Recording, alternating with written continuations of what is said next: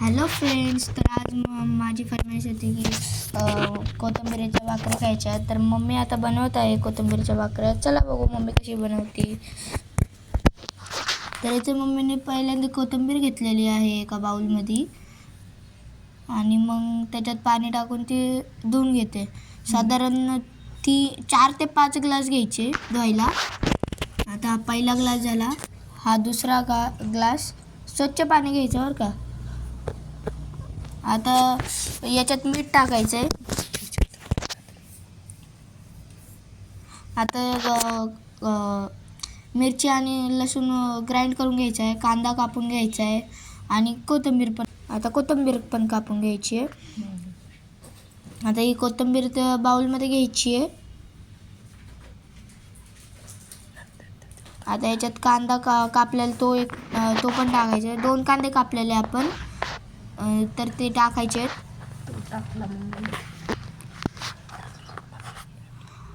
आता मिरची आणि लसूणची जी पेस्ट होती ना, ती मम्मीने टाकली त्याच्यात. तीच पेस्ट थोडी राहिलेली ती परत टाकली. आता बेसन टाकलं आहे मम्मीने. साधारण 2 चमचे बेसन टाकायचे. मग याच्यानंतर बाजरीचं पीठ 2 मुठभर. आता याच्यात मीठ टाकायचं आहे.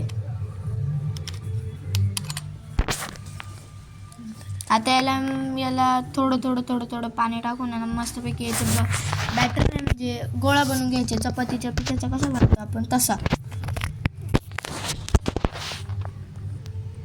तर आता मम्मी याचा गोळा बनवत आहे. तर आपण बघू मम्मा कसं गोळा बनवते.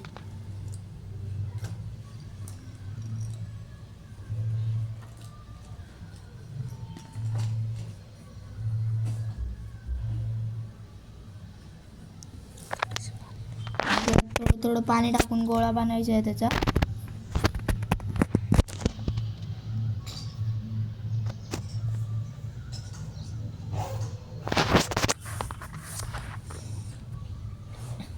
आता गोळा बनवून तयार झालेला आहे. तर आता आपल्याला पळपट घ्यायचा आहे. त्याचे प्लॅस्टिकचा कागद टाकायचा आहे. आता त्याच्यावर तेल लावून घ्यायचं आहे. एका साईडने ना पूर्ण असं त्याला चिटकू नये म्हणून तेल लावून घ्यायचं आहे. आता थोडंसं बॅटर घ्यायचं आहे. तो गोळा घ्यायचा आहे, तो फिरवायचा नुसतं आणि त्याच्यावर ठेवायचा आहे. आता तो कागद परत त्याच्यावर टाकून त्याला लाटून घ्यायचा. असं छोटी पोळी बनायची त्याची, जाडसर थोडासा. मम्मी जसं दाखवते तसं जाडसर थोडासा बनवून घ्यायचा आहे.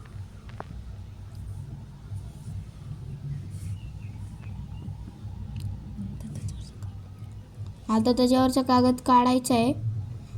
त्याला थोडासा शेप द्यायचा आहे.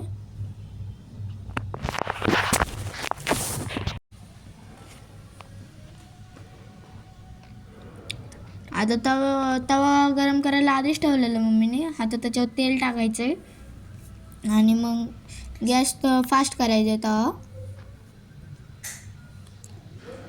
मग आता ही भाकरी घ्यायची आहे.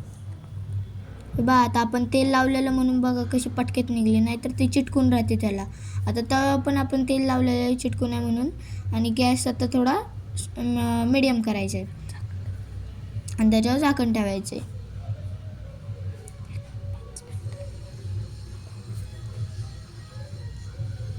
तर 5 मिनिटांनी याला परत पलटायचं आहे. मग तसं 2 मिनिटं ठेवायचं. आता आपलं तयार झालेलं आहे. मनवाला दाखवू आपण कसा टेस्ट झालेली आहे याची. तर मनवा म्हणत आहे की खूप भारी झालेली आहे, तिला खूप आवडलेली.